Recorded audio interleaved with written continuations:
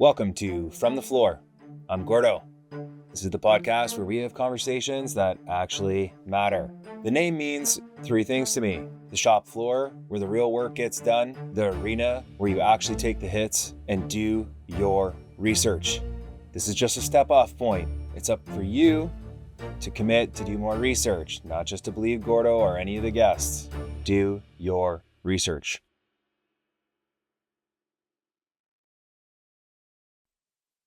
What's going on, everybody? Gordo here. I have a good friend, Dr. Chris Frueh, coming in from beautiful Hawaii. Authored hundreds of research papers, has been a published author, not just in the health spectrum for veterans, but his own fictional or non-fictional ones. What one are they? Yeah, it's crime fiction. Okay, yeah. Fiction. And Chris has come to talk not only about operator syndrome, but there's been a little bit of updates, a new paper that came out on persistent effects of operator syndrome and what that looks like. So I thought we would have Chris on, talk about operator syndrome, get into the new stuff, and have a good chat. Welcome to the show. Thank you. Gordo, it's good to be here. It's been a while. I know. I missed talking to you. I know. I've been a busy little badger. You're head down. We're connecting up in about 5 or 6 weeks up in your neck of the woods. I'm looking forward. We should have some cool graphics coming out about the event in Ottawa. And yeah, I think it'll be good for the community. I think it'll be great for the community. So let's talk about operator syndrome. Yeah. Bring us into it. Well, let me just start by talking about what it is. And before I even do that, let me say that the term operator syndrome isn't a medical diagnosis. It refers to a framework for understanding the types of interrelated impairments and injuries that develop over time in high-risk professionals. So although I was working with operators over the last 15 years or so and identifying this pattern there, and they're extreme. Operators would be, in medicine, we might use the word phenotype. Operators are extreme end of a phenotype, but also this is relevant to soldiers in the combat arms, many other soldiers and veterans, as well as first responders. And we've got some work coming out in the next year or so looking at how this same framework translates for police, firefighters, EMTs, smoke jumpers, et cetera. And maybe even, I haven't looked at this directly myself, but one can theoretically extrapolate from the concept of chronic high allostatic load under high pressure, high stress, maybe even traumatic conditions. Who else has that? Emergency room nurses, surgeons, docs, and other people in our society. So let's talk about operator syndrome.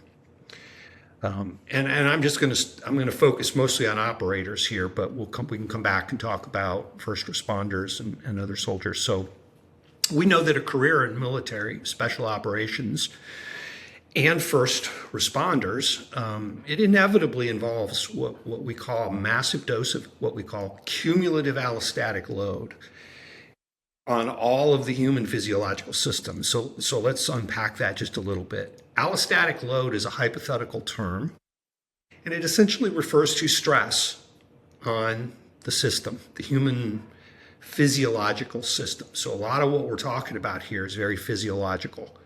You jump out of an airplane, you land hard on the ground, there's physiological effects throughout your entire body.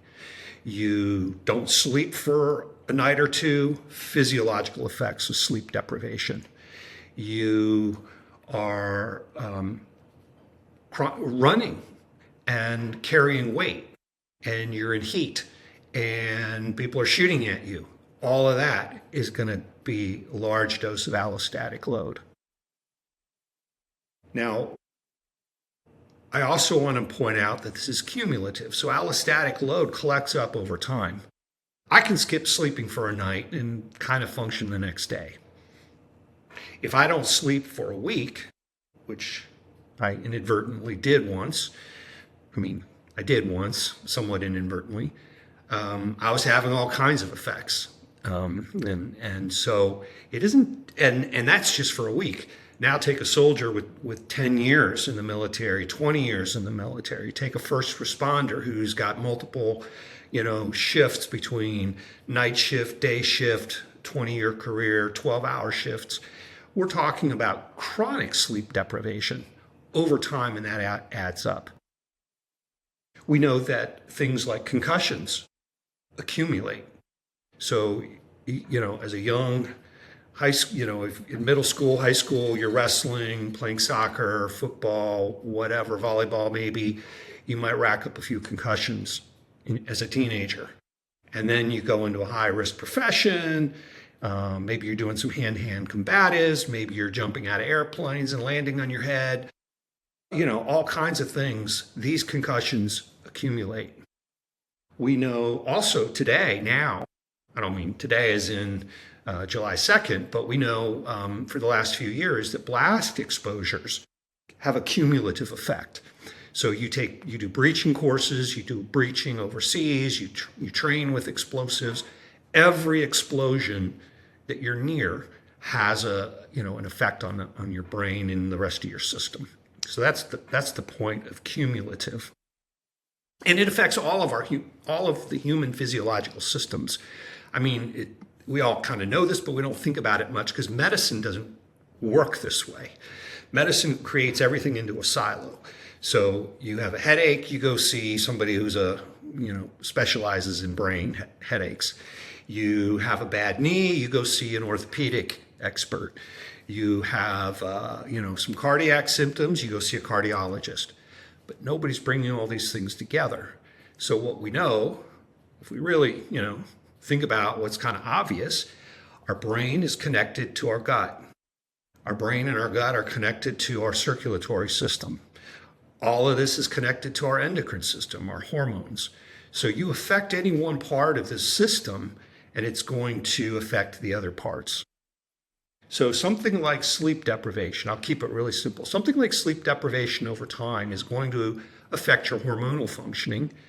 And if your testosterone drops, which, testosterone is produced, primarily during sleep and specific stages of sleep. So if you're not getting enough quality sleep, your testosterone is just going to get jacked up. If your testosterone is jacked up and you're not sleeping, that's very bad for your brain. It's bad for your cardiometabolic functioning. It's a formula for weight gain. People get fat. People become obese. People develop metabolic syndromes like diabetes directly as a result of these things, as well as, and this is another thing that's very important, is the chronic systemic inflammation. All of these things stress the immune system. And so systemic inflammation throughout the body, which we can measure, like interleukin 6, interleukin 11, which we can measure via blood test, pops out as a driver of essentially all modern diseases, modern chronic diseases. So diabetes, heart disease, cancers, autoimmune diseases, and even depression is affected by inflammation. It seems that everything, it's strange that when you say the way that we treat medicine is that when we think about operator syndrome, because it encapsulates so much, that's what's made it like daunting for the medical system to take on, because they're like, but we have to look at things individually, and operator syndrome almost challenges that and says, okay, I understand, but all of these things are connected. And is that making it harder for people to apply the operator syndrome? Well, it makes it harder to get the treatment that you need. So you might suspect that you have low testosterone, and you might go to your doctor and ask for blood labs to measure your testosterone. And these days, doctors are likely to go back, yeah, maybe not. We don't like to do that. So you might even have trouble getting that looked at. But let's say you do, and it comes back and you've got low testosterone, and you're a soldier, first responder, operator, that doctor isn't likely to think of all the other systemic effects. I mean, may think of it, but isn't likely to do anything about it. So maybe treat the testosterone, but not necessarily get a sleep study, not necessarily, evaluate chronic pain or traumatic brain injuries or psychological issues. And by the way, all of the physiological stuff that happen, in the body also has a bleed over effect to other systems, our social systems. So it's physiological systems then affecting our social systems, marriage, family, parenting, occupational, legal even. So let's get real specific if we can for a minute. I want to just kind of rip through some of the factors, some of the allostatic load factors that are really common in operators. And then if you're a first responder or you're married to a soldier or first responder, you can extrapolate from this. But let's go through what operators experience. So repeated blast exposures, multiple impact forces on the head. You have high op tempo, chronic stress that raises and elevates the cortisol and other stress hormones chronically. Sleep deprivation goes with that. Circadian disruption, night shifts, traveling across the world for deployments, even just going coast to coast has a circadian disruption.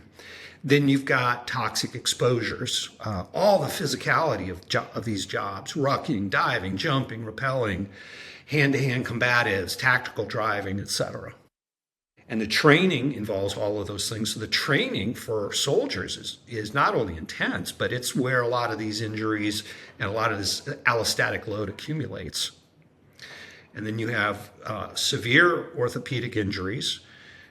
I know of several operators who have had more than 20 surgeries on knees and hips and ankles and elbows and neck, etc.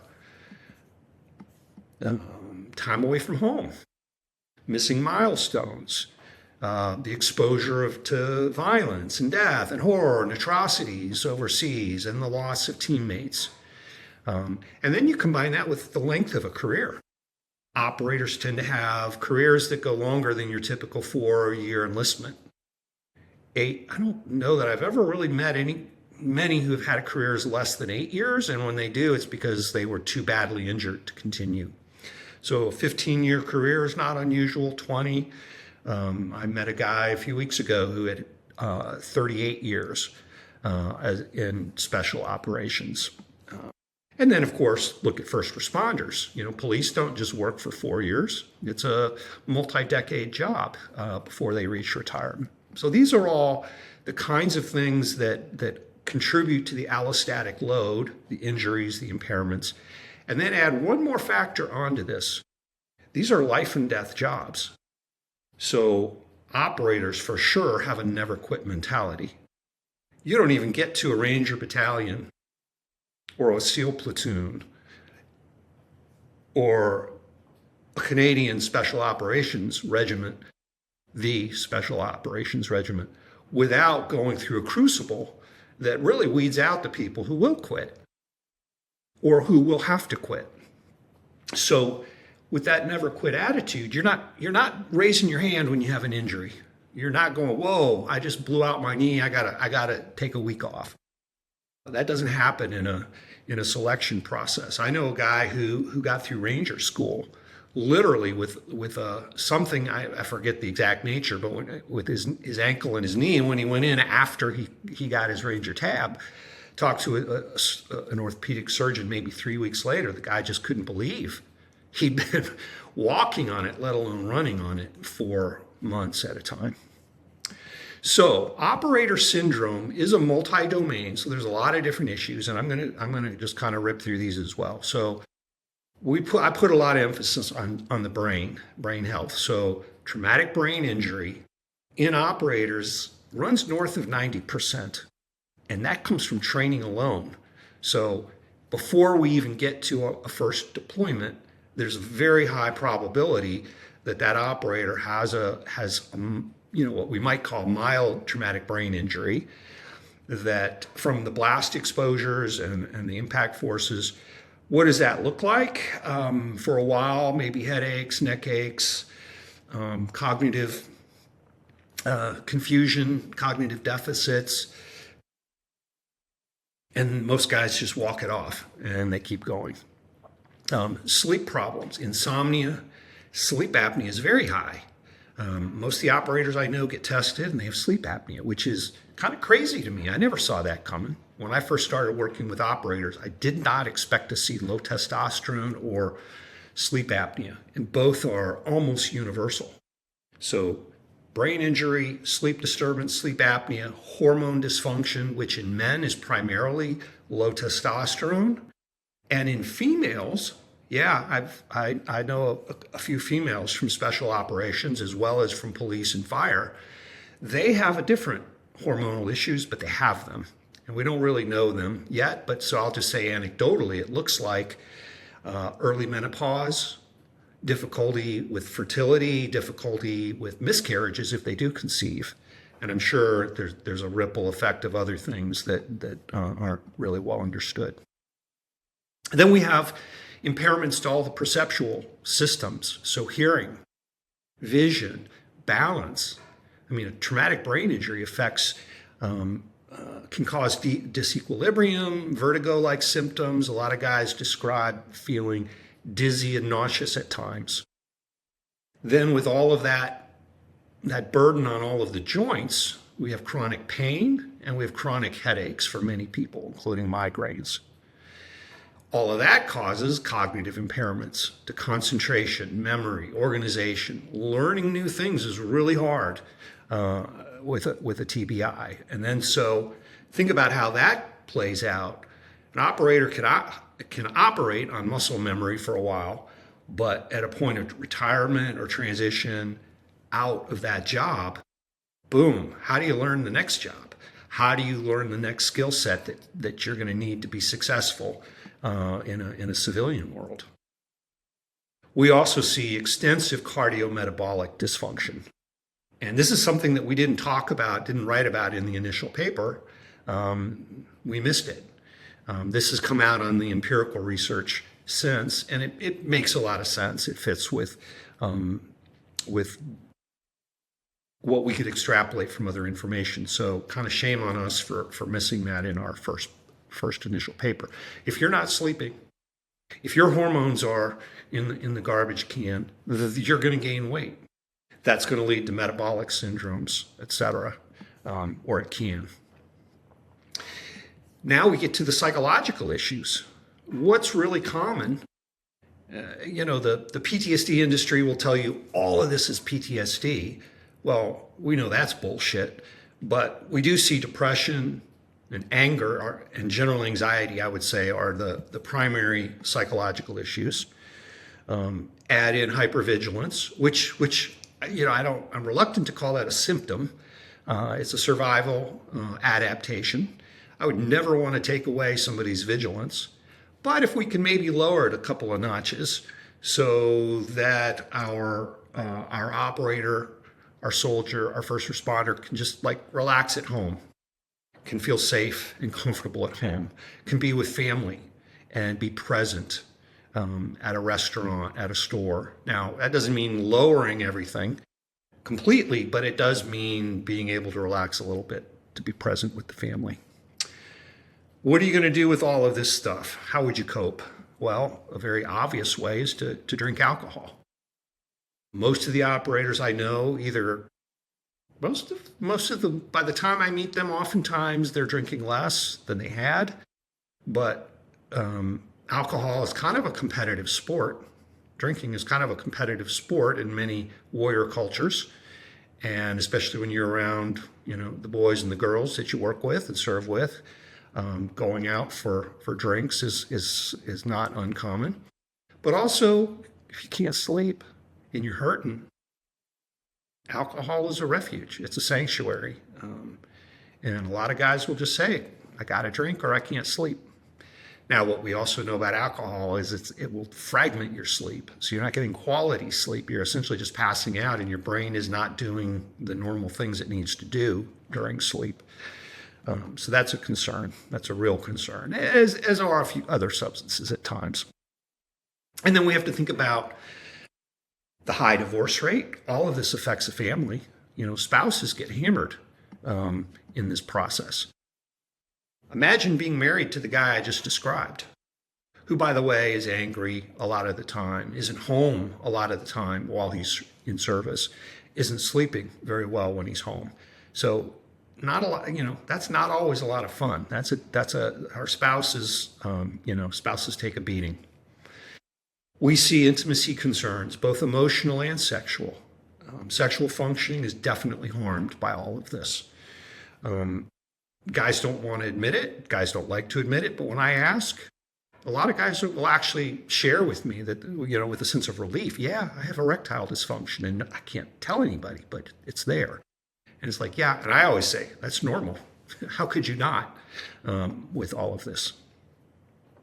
But intimacy isn't just sexual, it's also emotional. What I see over and over again in warrior communities is the empathy threshold gets reset. What many civilians consider to be stressful or awful is often in the mind of the warrior seems trivial. Why are we concerned about, why are we concerned about an argument at school? Why are we concerned about something that's happening in the household that isn't a big deal? And I'll share, I struggle with this a little bit myself with my students. I teach undergraduate classes at the University of Hawaii, the Hilo branch. And some of the things students say to me, I really have to struggle to recalibrate. And I'll give an example of that. This past semester, I had a student a really good student, but he disappeared in the middle of the semester, didn't come to class, didn't turn in assignments. He showed up 6 weeks later and was essentially asking for grace and forgiveness and wanting to complete the class and get a good grade. And I was like, dude, how can I pass you? You're going to get an F. I have to fail you. You disappeared for 6 weeks. What happened? His grandmother was sick and she died. Now, I love my grandparents. I know how painful, that was for me. And so I do have a little sympathy, but I also had to say to him, hey man, I don't know what to tell you, but your career plans of being a doctor, what are you going to do to your patients? You're just going to disappear for 6 weeks? Everybody's grandparents die. It's part of life. It's not even a tragedy, in my view. Maybe the circumstances might be tragic in some ways, but his grandmother was in her 80s and she got sick and went downhill and she passed away. And so my message to him was, this is not something you take 6 weeks off for. Sure, be with her when you can, but you're not in school all the time. Sure, you got to take some time for her services, her funeral and whatnot. And what was kind of cool about that? Yeah.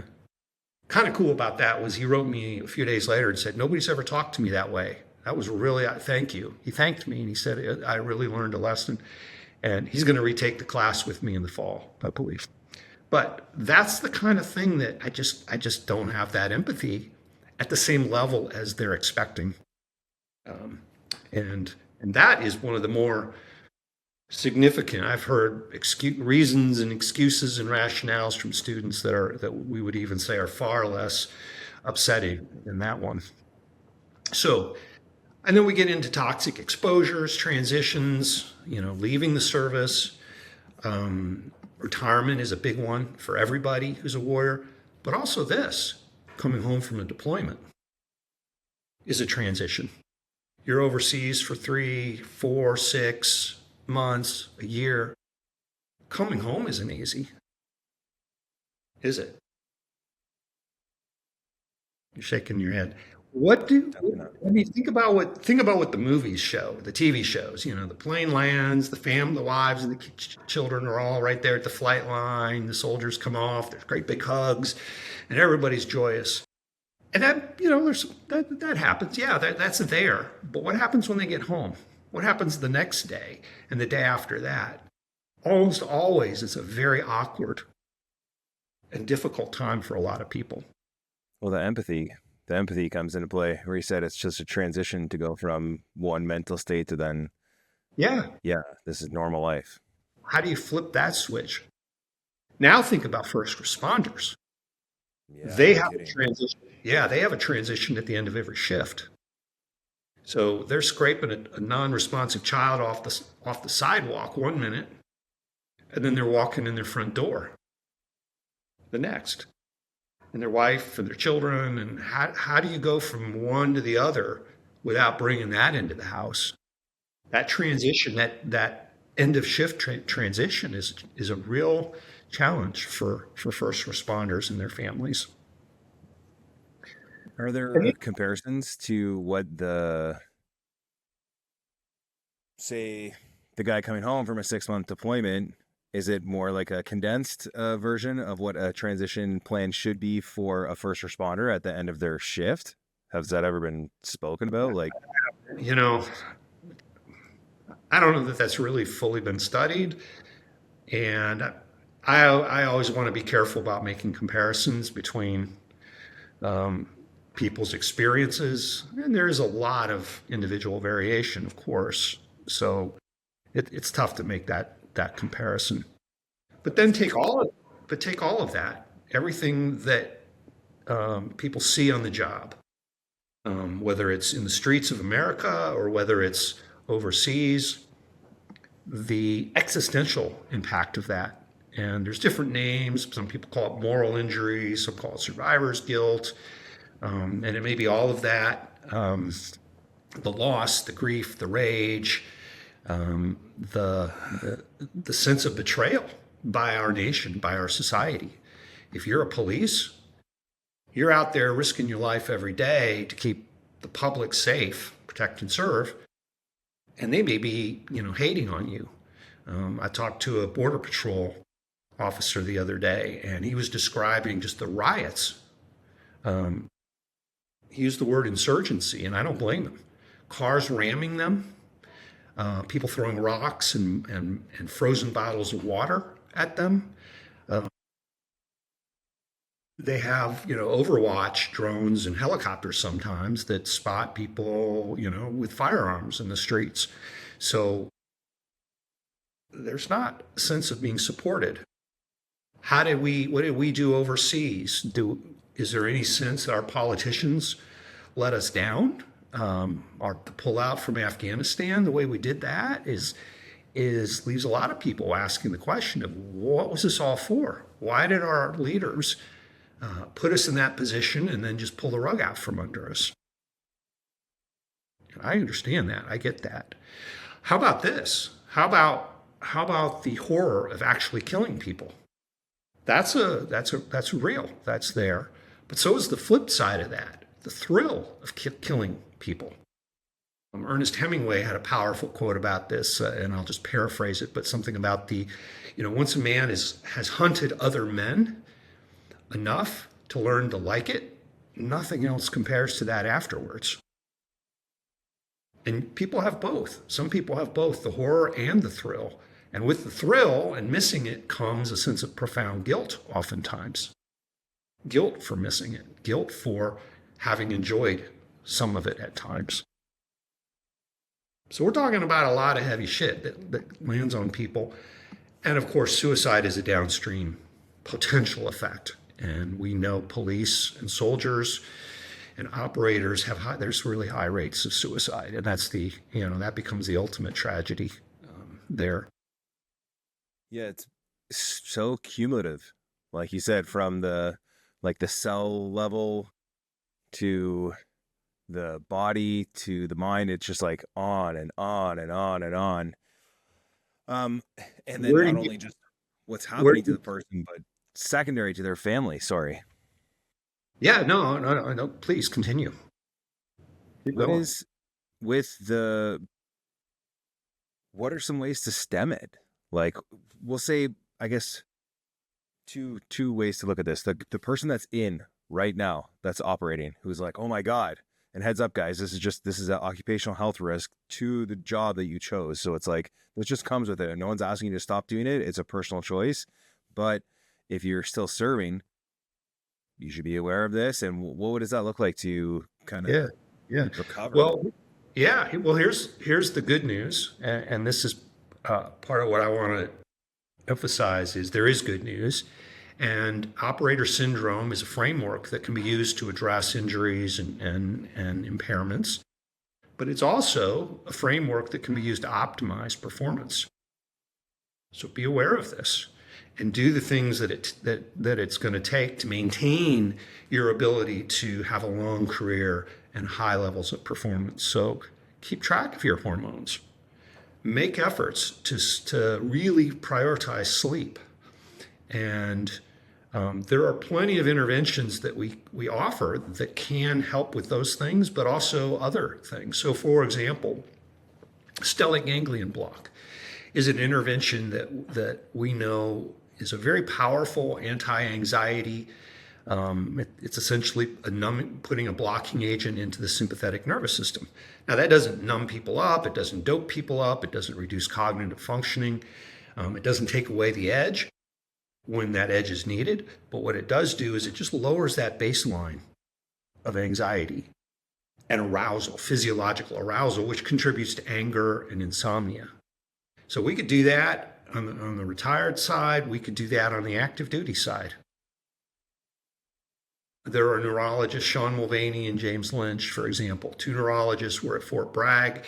As they recognized the power of this intervention, they started going around and providing it to not just Army forces, but they went out to Virginia Beach and were working with and providing the treatment to operators and soldiers out there. They made the rounds around the country, treating active operators with the stellate ganglion blocks.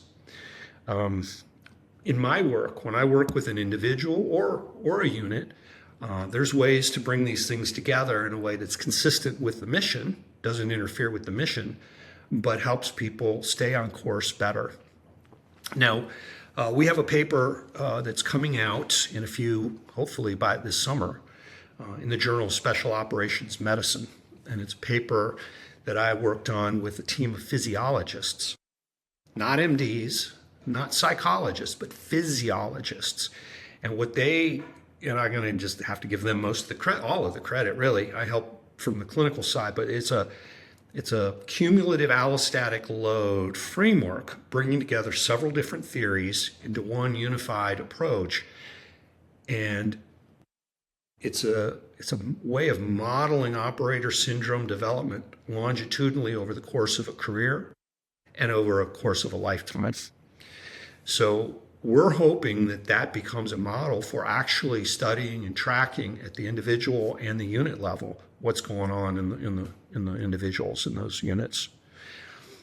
Now that'll mean somebody in the command will have to be leading the uptake of that, which may or may not happen anytime soon. But there are now ways to start thinking about this. Do you want to talk about a recent paper? The paper that was just published 2 weeks ago. Yeah, absolutely. I agree with what you're saying about how we'll see what the command's appetite is for implementing these things, because it can be laborious, where it's like, whoa, you're asking, you're going to find out, okay, as many breaches as the person's done, as many ranges have they done? Okay, what about their home life? What about this? What about that? Losses, injuries. And guess what, guys? It is a lot of work, but taking care of yourself, it's worth it. Every young guy I speak to, go get a hormone panel now. Go get a hormone panel at 20. Every couple of years, get a hormone panel, and that's the real, the bootleg Gordo conversation. How do you know if your testosterone is affected by your career or by exposures or by significant events? Well, you have to have a library of data to pull from, specific to you. Yep. And that's even complicated because it's hard to get those tests. And if you pay for them out of pocket, they can be expensive. And hormones move up and down. So your testosterone, just for example, your testosterone level at the end of a deployment is likely to be much lower than it was at the beginning of the deployment. And then how long does it take for it to come back up to where it had been? And what kind of recovery processes will help that? Things like hot sauna, cold plunges. There's a lot of things people can do. And I'm sure a lot of team rooms and unit level facilities have some of these recovery, practices available. Yeah, absolutely. I think it's a little bit more common knowledge now, but also the prevalence of TRT and peptides and people just reaching for other ways to supplement what they could be producing naturally. So Yeah. it should be a stepping scale, like all this stuff. It's like, okay, what's the lowest impact to your body that you're going to have, and then start going up from there. Okay. The new paper that came out, persistent behavioral, biological, and physiological sequelae in active duty treatment seeking U.S. Special Operations Forces personnel, a cross-sectional study. Wow. It took me, I Google boxed several words in there to make sure I knew what I was talking about. Yeah. Sequelae. Yeah, let's start with sequelae because that's the word everybody has to look. There we go. Sequelae is just a simple medical term that says all the outcomes. So what, if you cut your finger, what are the sequelae from that? Potentially it could become infected. Potentially your finger could fall off. Potentially. So sequelae just refers to, and usually we talk about the negative outcomes from something in medicine. Okay. Behavioral, we'll classify that as what? Some sort of like psychological impacts? Psychological, yeah. Okay. Biological, like cellular level stuff's happening to someone, gut microbiome and stuff like that falls under. Hormones, metabolic functioning. We got physiological, so anything that's going to happen to our actual meat That's suit the more here. cellular. Yeah, that's the more cellular. And then the biological are the injuries, the cuts, the bruises, the destruction of the tendons and ligaments and the joints. Okay, so operator syndrome as a whole, essentially persistent, so it's continuing. But this, and then a study of the potential effects of it ongoing. Yeah. Well, so let me just kind of set this study up because it's actually not that complicated. So right now, well, no. Gordo comes in like, sequelae, let's make this super scientific. No. No, this really isn't that fucking complicated. So there's a treatment program at the Palo Alto VA in California. It's the US VA, and it's one of the VA's 5 national polytrauma centers. Polytrauma is just a stupid word for brain health or brain treatment centers. So while we have lots of PTSD programs around the US, we only have 5 specialized brain health programs within the VA. And Palo Alto is affiliated with Stanford. So the other authors on this study are Stanford clinical researchers representing a variety of different specialties. Some are MDs, some are PhDs. So about 3 years ago, this program oriented their assessment around operator syndrome and the domains that represent operator syndrome. So it's a 2 or 3 week program. And I'm not quite sure how they did this, but they only serve active duty, or they primarily serve active duty troops. And so in this study, we have over 200 patients who came through this clinical program. About half were referred from Naval Special Warfare, and the other half came from other special operation units on the West Coast. So a mix of different branches in here. And most of them were kind of late career. So think 35 to 45 years of age.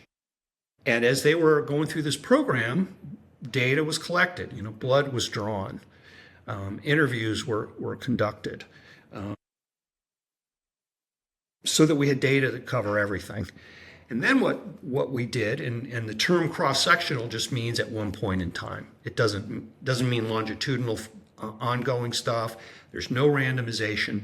This is just Gordo comes to the program, we poke and prod you for 2 or 3 weeks, and then we come up with a list of all your problems. Yeah, you got these brain health issues. Yeah, this is what your hormones look like. This is what your sleep study showed us, et cetera. And of course, the psychological and some of the other things.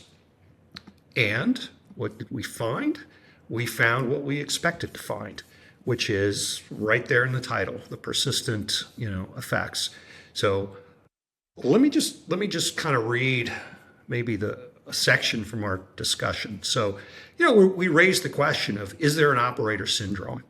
And what we conclude is that the term has been used to describe a hypothesized and emerging construct, meaning it's new, which captures this concept of persistent, cumulative, and systemic burden of behavioral, biological, and physiological symptoms that are really common in the SOF community. And related populations, we would extrapolate and expect to find this as well. And this is following exposure to multiple TBIs, multiple MSK injuries, chronic traumatic stress, allostatic load, and everything else that we've been talking about here. So it kind of validates it. Now, I didn't say it fully validates it, partly because that's not exactly the study analytic design. We've got a second paper that's out there from the same group at Stanford. And, I want to mention hats off to Shane Adams for being the leader of making this happen. He'd be a great guest for this show at some point, I think. So we've got another empirical paper coming out, hopefully later this year. It's in the works. And that'll just be the beginning. So this program is going to be publishing, studying, and the research is going to continue on for years ahead, I hope. But we also need other research. I'm sure there's some crackerjack Canadian medical researchers who are interested in this as well. I know there are. So, that's how medicine moves. Medicine moves slowly, methodically. New ideas are usually held in, suspect until the data gets there. Now, part of the challenge right now is we have a very large PTSD industry. They control the narrative to a large extent. They have most of the money that's out there for taking care of soldiers and veterans. They sit on the journals as editors and editorial board members and reviewers. They sit on the research grant review committees. So there is a very, tight lane that is protected and maintained. And this is not unique to PTSD or mental health. We see this in everything. In fact, the famous quantum physicist Max Planck had a quote, again, I'll paraphrase it, I don't have it memorized, but science doesn't advance simply by putting the truth out there or finding the truth and disseminating it. It advances as the old generation of scientists who are hostile to new ideas die off or retire. And then the new kind of wave, the new generation of scientists coming behind them, or it may even be two generations behind them, come in and with familiarity and begin to grasp and embrace new ideas and new empirical work. So it's going to take time. Yeah, it's frustrating. It's very frustrating. Especially when you want treatment solutions and just the desperation of, I would say, real life compared to the research lens of it's very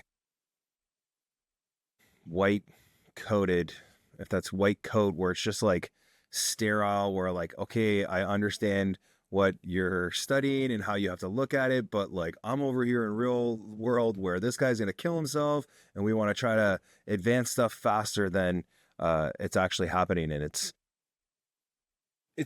been a very good learning lesson for myself. Here's where the innovation is coming. It's coming from the ground up, not from the top down. The systems, the US VA system, the Department of Defense or Department of War, they have their existing things in place. They're not changing easily. You've got crusty old dudes and ladies, dudes and dudettes who, they've been doing what they do for years and decades, et cetera. But what I see is what you're doing. I mean, you've taken a leadership role in making change, not as a physician, not as a PhD, but as somebody who's with the lived experience and the desperate need and the awareness of the desperate need that's all around you. So that's where the changes are coming. And that's going to be, that you guys have massive pressure that you can bring on politicians and decision makers and, medical leaders.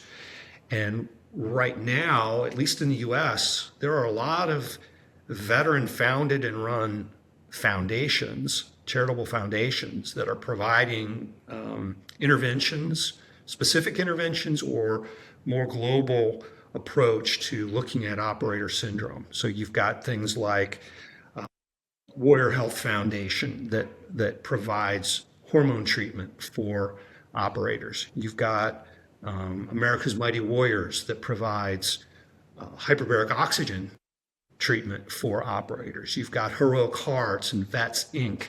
and the Mission Within and many others that provide psychedelic interventions to first responders and veterans. And that's just, that's just the beginning. There are hundreds of other foundations out there that are doing and developing programs like this. And we need I'm hoping that we can have some conversations when I'm up with you in a few weeks about how to build this and get this set up in Canada. That's a great segue because I have a federally registered nonprofit, All the Way Foundation. So it will be fully functioning when you get up here. It's already fully functioning right now, but I'll have my new website up, and that's basically is the space. I'm tired of looking around asking why isn't anything done and who's not doing it, and it's kind of sad, but at the same time it's kind of good that, you know what, maybe it does need someone from the community to steer the ship instead of asking these other institutions to do something about it when they're not. So over time you'll drag them kicking and screaming into doing things a different way, I believe. Yeah.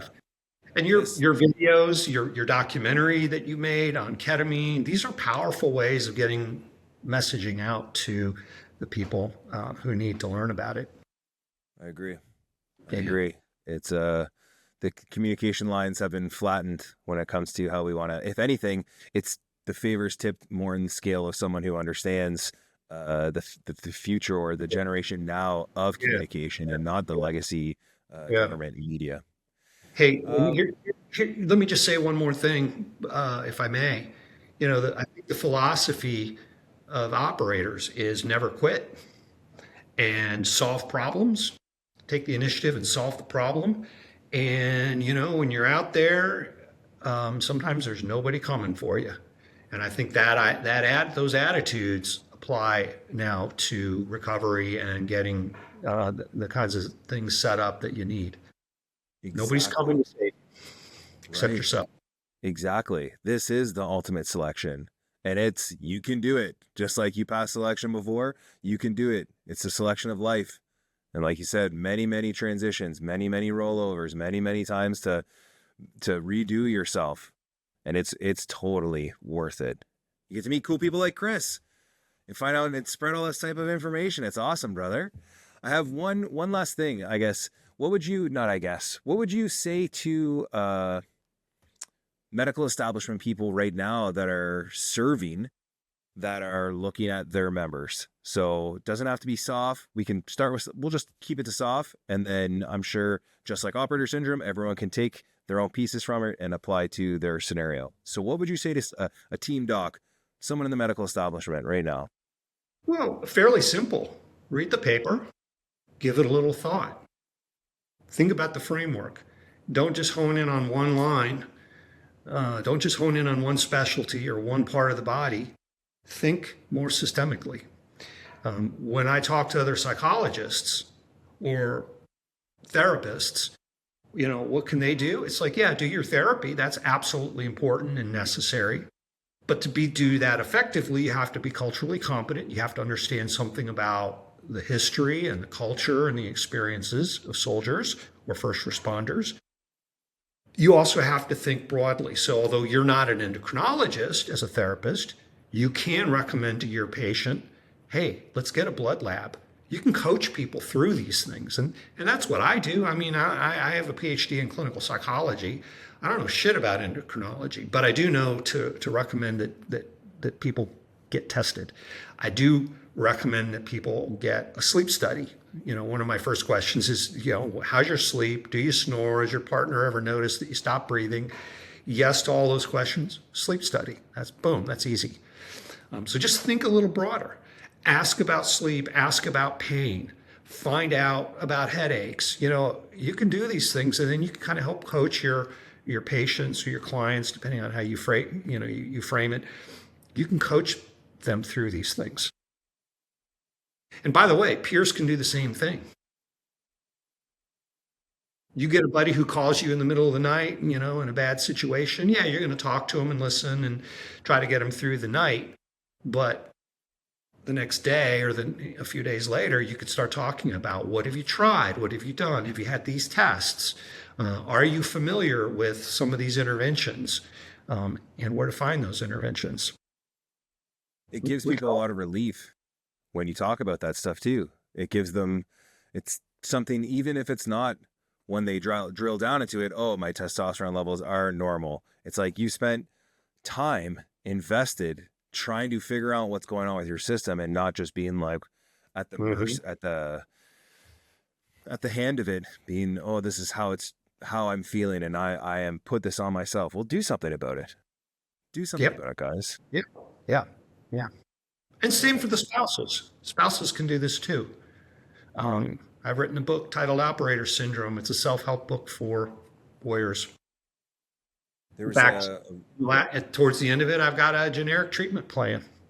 Go to that page, and look at that generic treatment plan and go, okay, here's some of the things I can do right off. Take the operator syndrome. If you really want to have a good family activity, take the operator syndrome checklist out and walk through that with your spouse, and see what the discussion is at the end of that. There's a lot of value to having those kind of hard but honest conversations.